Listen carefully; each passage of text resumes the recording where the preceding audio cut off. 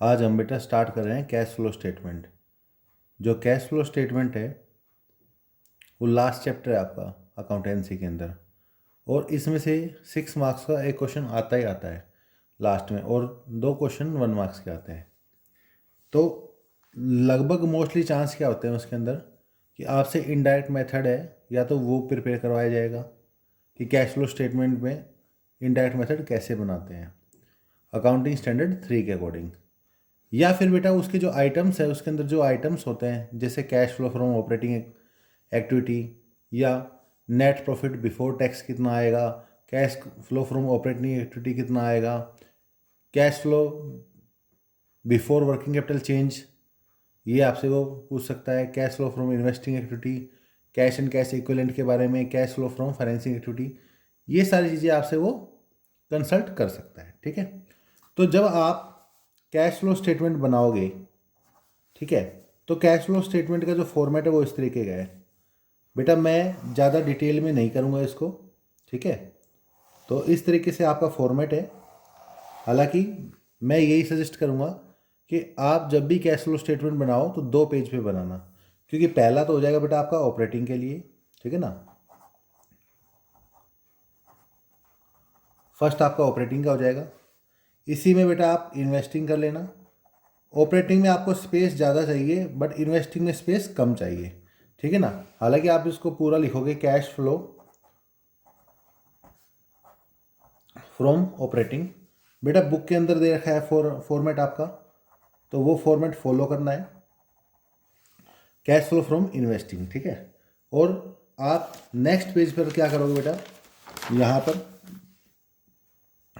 आप सेम वही बनाओगे, ये लो, ठीक है, कैश फ्लो फ्रॉम फाइनेंसिंग, ठीक है ना।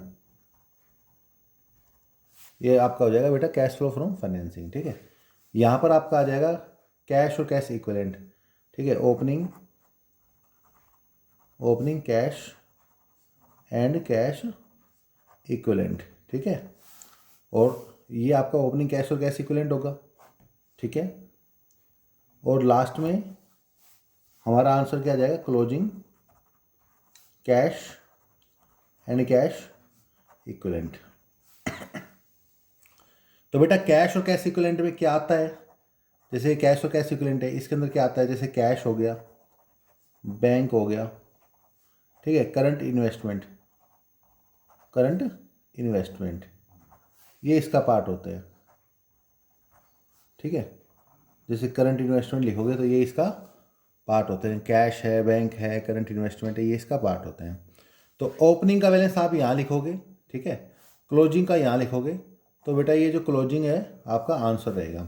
क्योंकि जब आप इनको प्लस करोगे, क्योंकि जैसे मैं अगर इनको नेम दे दूँ कि ऑपरेटिंग है ये ए है, इन्वेस्टिंग जो है ये बी है, ठीक है, और फाइनेंसिंग जो है ये सी है, तो यहाँ पर आएगा ए प्लस बी प्लस सी, तो ए प्लस बी प्लस सी का टोटल यहाँ पर आएगा। इस टोटल में जब आप ओपनिंग ऐड करोगे तो क्लोजिंग आपका आंसर आ जाएगा। ओके। अब बच्चे कंफ्यूज होते हैं कि सर क्वेश्चन को स्टार्ट कैसे करें, कहाँ से करें। बेटा सबसे पहले आपको रिजर्व एंड सरप्लस पे जाना है, तो आप सबसे पहले कहाँ जाओगे, सबसे पहले मैं आपको देखो ये मैं आपको जो बता रहा हूँ ये बेटा आपके क्वेश्चन में आपको नहीं करना है, ये सिर्फ ओनली आपकी अंडरस्टैंडिंग के लिए कि फर्स्ट नंबर पे आप कहाँ जाओगे बेटा, रिजर्व एंड सरप्लस में, ठीक है, रिजर्व एंड सरप्लस में फर्स्ट नंबर पे। सेकंड में बेटा आप जाओगे एडजस्टमेंट में। बेटा क्वेश्चन के अंदर जो एडजस्टमेंट है वो 3, 4, 5 कितनी भी हो सकती है, लेकिन जब एग्जाम आएगा तो उसमें मोस्टली 2 या 3 एडजस्टमेंट होगी, और वो भी किससे रिलेटेड, या तो डेप्रिसिएशन का आएगा जिसके अंदर आपको अकाउंट्स बनाना पड़ सकता है, या फिर आपका बेटा इंटरेस्ट से रिलेटेड होगा, डेप्रिसिएशन है, इंटरेस्ट है, तो वो आपकी एडजस्टमेंट उसके अंदर आ सकती है। टैक्स से रिलेटेड आ जाएगा, ठीक है। तो रिजर्व एंड सरप्लस हो गया, एडजस्टमेंट सेकंड, और थर्ड बेटा फिर आप शेयर कैपिटल से स्टार्ट करोगे। किससे स्टार्ट करोगे, शेयर कैपिटल से, यानी कि बैलेंस शीट जो है ना, आपका बैलेंस शीट के ऊपर से स्टार्ट कर दो, तो वही शेयर कैपिटल है, फिर उसके बाद नॉन करंट लायबिलिटी है, करंट लायबिलिटी है, नॉन करंट एसेट्स है, और करंट एसेट्स है। ये सीक्वेंस रहेगी आपकी, इस तरीके से आप उसको ईजिली कर सकते हो। ठीक है बेटा, तो ये मैंने आपको बताया पहले नंबर पे रिजर्व एंड सरप्लस, सेकंड पे एडजस्टमेंट, और थर्ड फिर शेयर कैपिटल से स्टार्ट करोगे, non current liability, non current assets, current assets. ये चीज़ें इसमें आप इस सीक्वेंस से आप कर सकते हो। अब हमने जैसे ही आपको बताया यहाँ पे कि यहाँ पर क्या आएगा बेटा, cash flow from operating activity. तो ऑपरेटिंग के अंदर आप क्या करोगे, सबसे पहले लिखोगे net profit before tax, working note number 1। तो ये आया बेटा आपका नेट प्रॉफिट बिफोर टैक्स। तो जो नेट प्रॉफिट बिफोर टैक्स है ना, मोस्टली उसे हमें कैलकुलेट करना होता है, इसीलिए मैंने यहाँ पर लिखा है बेटा वर्किंग नोट नंबर 1। बेटा अगर वीडियो एक बार में समझ में नहीं आए तो दोबारा देख लेना, आगे पीछे करके देख लेना, आपको समझ में आ जाएगा। तो सबसे पहले हमें क्या चाहिए, नेट प्रॉफिट बिफोर टैक्स। तो नेट प्रॉफिट बिफोर टैक्स कैसे बनेगा हमारा, ये देखो, जैसे आपने बनाया वर्किंग नोट नंबर 1, ठीक है।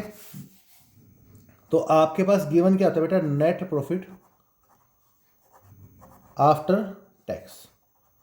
ये कहाँ मिलेगा आपको, ये बेटा आपको मिलेगा रिजर्व एंड सरप्लस में। तो रिजर्व एंड सरप्लस में क्या करोगे, आप करंट ईयर का जो है उसमें से प्रीवियस ईयर का माइनस कर दो। करंट ईयर में से प्रीवियस ईयर का माइनस कर दोगे तो आपका क्या निकल के जाएगा बेटा, नेट प्रॉफिट। ठीक है ना, तो ये नेट प्रॉफिट हो जाएगा। जैसे मान लो करंट ईयर का आपको दे रखा है 2 लाख रुपीज़ और प्रीवियस ईयर का दे रखा है बेटा 1,50,000, तो यहाँ पर आपका कितना आ जाएगा बेटा, 50,000 आ जाएगा। ओके, ठीक है। इसमें 3 आइटम ऐसे हैं जो आपके ऐड हो सकते हैं बेटा, कंपलसरी नहीं है ये तीनों आएंगे, लेकिन ये हो सकते हैं, रिजर्व, डिविडेंड, ठीक है, और टैक्स। ठीक है, तो कौन कौन से आएंगे बेटा, इसके अंदर डिविडेंड में देखो, चाहे यहां पर इंट्रीम हो या फाइनल हो, ठीक है, दोनों ही आएंगे बेटा। इंट्रीम होगा तो वो भी आएगा, फाइनल होगा तो वो भी आएगा। समझ में आ गई बात। और डिविडेंड यहां पर क्या होगा बेटा, आपका ऐड होगा। ठीक है, लेकिन जो टैक्स है वो आपका यहां पर बेटा करंट ईयर का आएगा। किसका आएगा, करंट ईयर का जितना टैक्स हमने बनाया, मेड, जितना टैक्स आप बनाओगे वो आएगा यहाँ पर। तो टैक्स के रिगार्डिंग बेटा 3 कॉन्सेप्ट होते हैं। अगर टैक्स आपको एडजस्टमेंट में दे रखा है और आपके पास टैक्स की सिर्फ एक वैल्यू है, तो वही टैक्स आपका ऐड होगा यहाँ पर, और यही ऑपरेटिंग के लास्ट में लेस होगा। कहाँ पर, देखो, जो ऑपरेटिंग है उसके अंदर यहाँ पर हम माइनस करेंगे लेस टैक्स पेड। ओके, तो सेम अमाउंट तो ऐड होगी और सेम अमाउंट लेस होगी। कब, जब आपको एक वैल्यू दे रखी है। लेकिन अगर आपको टैक्स की 2 वैल्यू दे रखी है, ओपनिंग भी और क्लोजिंग भी, तो यहां पर तो बेटा कौन सी आएगी, आपकी ओपनिंग वाली आएगी। ओके, यहां पर कौन सी आएगी बेटा, ओपनिंग। कब, जब आपको ओपनिंग और क्लोजिंग दोनों टैक्स की वैल्यू दे रखी है, तब ओपनिंग तो माइनस करेंगे और जो क्लोजिंग यानी कि जो करंट ईयर है बेटा, करंट ईयर, उसको हम प्लस करेंगे। ओके, ठीक है। लेकिन इसके अलावा तीसरा काम ये भी हो सकता है कि आपको टैक्स का अकाउंट बनाना पड़े, यानी कि मैं इसे ये भी कह सकता हूँ कि ये आपका वर्किंग नोट नंबर 2 है। और वर्किंग नोट नंबर 2 क्या कहता है बेटा, कि आपको प्रोविजन फॉर टैक्सेशन, इसका अकाउंट बनाना पड़ सकता है।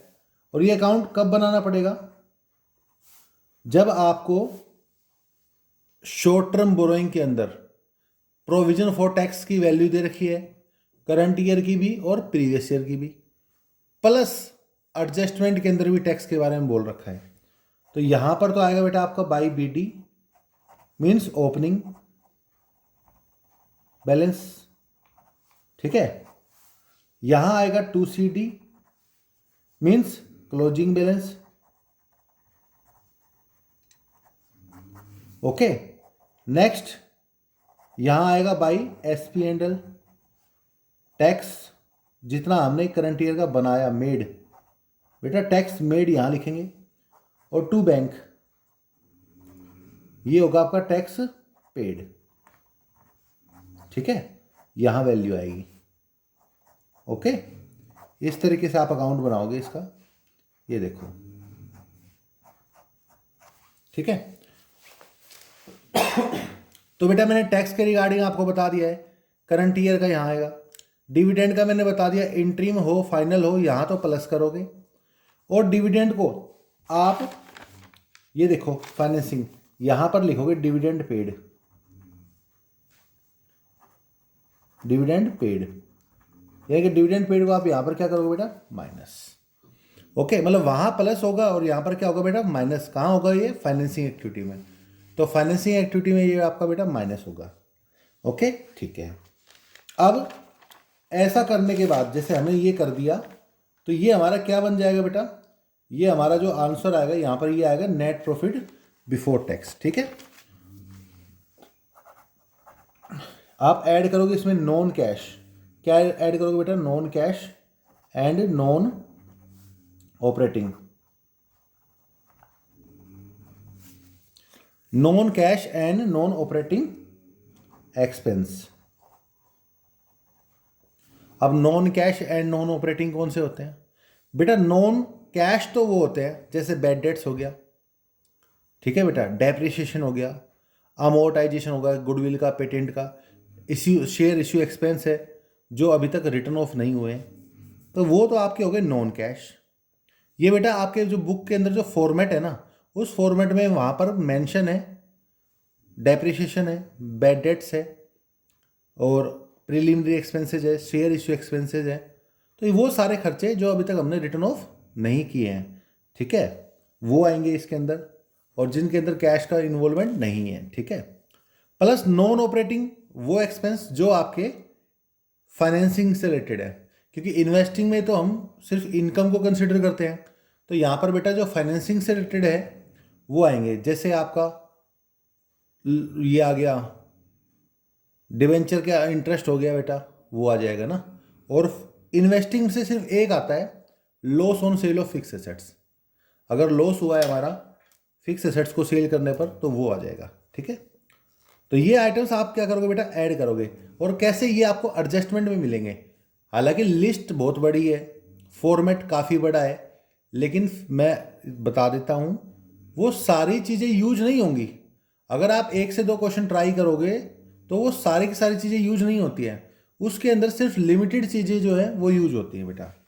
फिर आप इसमें से लेस करोगे, और लेस क्या करोगे बेटा, non operating income, non operating income. जैसे नॉन ऑपरेटिंग इनकम करोगे वो कौन कौन सी होती है बेटा, जैसे मान लो इंटरेस्ट रिसीव्ड, रेंट रिसीव्ड और डिविडेंड रिसीव्ड। बेटा 3 तो यही हो गए, interest received, rent received, dividend received. और ये तीनों इनकम हमारी वहाँ क्यों माइनस हुई, क्योंकि ये नॉन ऑपरेटिंग थी, वो इन्वेस्टिंग थी। तो इंटरेस्ट रिसीव्ड है, अगर हमने कोई इन्वेस्टमेंट कर रखी है, ठीक है बेटा, तो उनसे अगर इंटरेस्ट आएगा, डिविडेंड आएगा, तो वो हमारा यहाँ पर आएगा, ओके। और कोई प्रॉपर्टी हमने परचेज की है, उसमें हमने पैसा इन्वेस्ट किया, तो वो भी यहीं आएगा, ओके, ठीक है। फिर इतना करने के बाद हमारा क्या बन के आ जाएगा बेटा, ये हमारा बनेगा कैश फ्लो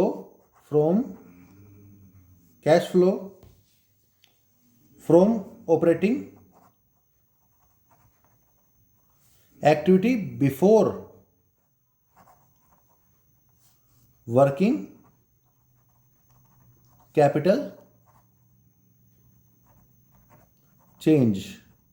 तो बेटा ये आइटम तो आपको डायरेक्टली प्लस माइनस करने होते हैं ना, यहाँ ऐड वाले आइटम मैंने बता दिए, लेस वाले बता दिए, ठीक है। और वर्किंग कैपिटल में क्या क्या आता है बेटा, आपका करंट एसेट्स आती है, करंट लायबिलिटी आती है। तो करंट एसेट्स पे रूल लगता है, अगर करंट एसेट्स, कोई भी करंट एसेट्स जैसे इन्वेंट्री है, ट्रेड रिसीवेबल है, तो कोई एसेट्स तो इंक्रीज हो रही होगी और कोई बेटा डिक्रीज हो रही होगी, ठीक है ना। तो आपको सारी एसेट्स लेनी है इसमें, एक्सेप्ट कैश और कैश इक्विवेलेंट। जैसे कि कैश बैंक नहीं लेना है, करंट इन्वेस्टमेंट नहीं लेनी है, बाकी सभी एसेट्स लोगे, और वो इंक्रीज होगी तो आप माइनस करोगे, डिक्रीज होगी तो प्लस करोगे। करंट लायबिलिटी में शॉर्ट टर्म बोरोइंग नहीं लोगे बेटा, ठीक है, शॉर्ट टर्म बोरोइंग नहीं लोगे, प्लस शॉर्ट टर्म प्रोविजन भी नहीं लोगे, क्योंकि उसके अंदर टैक्स होता है या डिविडेंड होता है, तो उसका ट्रीटमेंट ही यहाँ नहीं होगा। ओके, बाकी आप करंट लायबिलिटी ले लोगे, इंक्रीज होगी तो प्लस, डिक्रीज तो माइनस, ये रूल लगेंगे इसके अंदर, ठीक है ना। बेटा ये सब हम इसलिए कर रहे हैं क्योंकि हमारे पास नेट प्रॉफिट अवेलेबल है, और जो नेट प्रॉफिट कैलकुलेट होता है वो तब कैलकुलेट होता है जब उसमें हम सभी एक्सपेंस, सभी इनकम एडजस्ट कर देते हैं, चाहे वो ऑपरेटिंग हो, चाहे वो इन्वेस्टिंग हो, चाहे फाइनेंस हो, सभी एडजस्ट करने के बाद हमारा क्या आता है, नेट प्रॉफिट। लेकिन हम वापस जब हम ऐड बैक करेंगे तो हमारा क्या निकल के आ जाएगा बेटा, ये आ जाएगा cash flow from operating activity, ठीक है। अब इसके बाद बेटा आपको चाहिए परचेज ऑफ फिक्स एसेट्स। अगर बेटा आप फिक्स एसेट्स परचेज करोगे, ठीक है, तो वो चाहिए, या फिर सेल ऑफ फिक्स एसेट्स। बेटा चाहे फिक्स एसेट्स हो, नॉन करंट इन्वेस्टमेंट हो, एक ही बात है, नॉन करंट इन्वेस्टमेंट और फिक्स एसेट्स के अंदर भी दोनों आएंगे बेटा, चाहे टेंजिबल हो चाहे इनटेंजिबल हो, ठीक है। परचेज और सेल कैलकुलेट करने के लिए कभी कभी हमें फॉर्मेट बनाने पड़ते हैं, और फॉर्मेट बेटा बिल्कुल सिंपल है, या तो आप WDV मेथड फॉलो करोगे या आप कॉस्ट बेसिस पे। सर हमें कैसे पता चलेगा कि कब तो WDV करना है, कब कॉस्ट करना है? बेटा अगर आपको एक्यूमुलेटेड बैलेंस दे रखा हो, ठीक है, क्या दे रखा हो, एक्यूमुलेटेड डेप्रिसिएशन दे रखा हो, तब तो आपको कॉस्ट बेसिस लगाना है, और जब आपको सिर्फ ओनली बुक वैल्यू दे रखी है तब आपको ये लगाना है। तो यहाँ पर बेटा एसेट्स बिल्कुल सिंपल सी है, ये अकाउंट्स आपने डेप्रिसिएशन वाले चैप्टर में पढ़ा होगा 11th क्लास में। आपको पता है डेबिट साइड से एसेट्स इंक्रीज होती है, क्रेडिट से डिक्रीज हो रही है। अगर बेटा आपको ये लगे कि स्पीड थोड़ी तेज है तो थोड़ा स्लो कर लेना है, और अगर आपको लगे कुछ समझ नहीं आया तो मैं फिर बता देता हूँ, वीडियो को आप आगे पीछे कर लेना। ओके ठीक है, तो बेटा यहाँ पर तो आपका आएगा to B D opening balance, यहाँ आएगा बेटा अगर उस प्रॉपर्टी से, देखो ये ओपनिंग हो गया तो यहाँ पर आएगा बाई सी डी, ये आ गया बेटा क्लोजिंग, ठीक है, बैलेंस। ओके, अब आपको पता है ये इंक्रीज कैसे होगी बेटा, अगर आप कोई प्रॉपर्टी सेल करते हो तो सेल करने से क्या होगा बेटा, डिक्रीज होगी, तो यहाँ पर बैंक आएगा, और बैंक कब आएगा, जब आप सेल करोगे, ठीक है। उस पर डेप्रिसिएशन लगेगा तब आएगा, और वो भी करंट ईयर का, कौन सी ईयर का बेटा, करंट ईयर का। उसको बेचने से अगर लॉस होगा तो वो यहाँ आएगा, और बेचने से बेटा प्रॉफिट होगा तो यहाँ आएगा, लेकिन होगा एक ही, या तो प्रॉफिट होगा या लॉस। और बेटा जो डिफरेंस है ना, डिफरेंस आपका निकल जाएगा परचेज, ये लो, ठीक है। ओके, तो डिफरेंस क्या निकलेगा बेटा आपका, परचेज। ये हो गया WDV बेसिस।